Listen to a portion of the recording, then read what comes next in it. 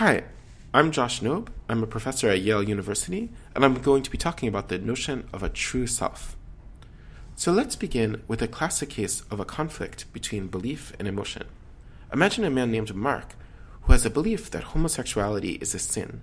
So he thinks that it's morally wrong for people to be with others of the same sex, and in fact, he travels the world preaching this message and teaching people techniques they can use to resist same-sex attraction. But now, imagine that Mark has a problem. Mark's problem is that he himself is actually gay. So on a kind of emotional, visceral level, he's drawn to be with other men. As a result, Mark is feeling a conflict between his beliefs and his emotions. And the question I want to ask now is, which of those two aspects of him is his true self? Which is the part that really reveals who he himself most truly is deep down inside? So here, different people might have different views. Some people might say, ultimately, your true self is constituted by your beliefs, by your reasoning, by your abstract thinking. So they might say, Mark's true self is the part of him that says that homosexuality is a sin. But then other people might have exactly the opposite view.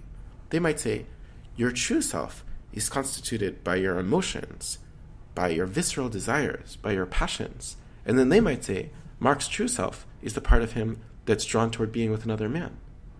So I was talking about this question with two of my colleagues, George Newman and Paul Bloom, and we began thinking, maybe people's ordinary notion of the true self doesn't really fit with either of these two conceptions.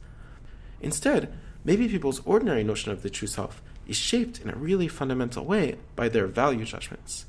So maybe, when people are thinking about your true self, what they do is to think about which aspect of yourself is the valuable one, the good one, the one worth preserving. So to see whether this is right, we conducted an experimental study. One group of participants was just given the exact case of Mark that I just gave to you. But then we wanted to know whether people's value judgments affected people's answers to this question. So we recruited two different groups of participants, liberal participants and conservative participants. And what we found was a striking difference.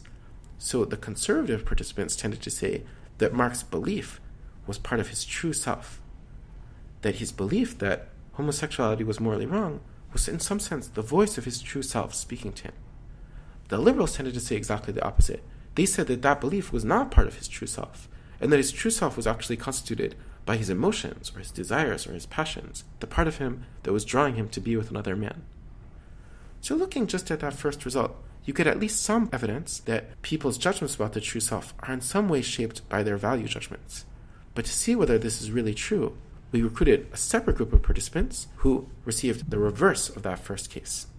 So these group of participants were told about a person who believes that people of all sexual orientations should be treated equally. So he thinks that it's morally wrong to in any way discriminate against gay people. And in fact, he travels the world preaching this message and teaching people techniques they can use to resist their prejudice against homosexuals. However, this person has a problem. His problem is that he himself has these negative emotions toward gay people. So he himself finds himself feeling disgust toward homosexuals. And as a result, he also is faced with an inner conflict, a conflict between his beliefs and his emotions. Here too, we find a difference, but this time it's in the opposite direction, as it were. So the liberal participants tend to say his belief that people of all sexual orientations should be treated equally, that is the voice of his true self speaking to him.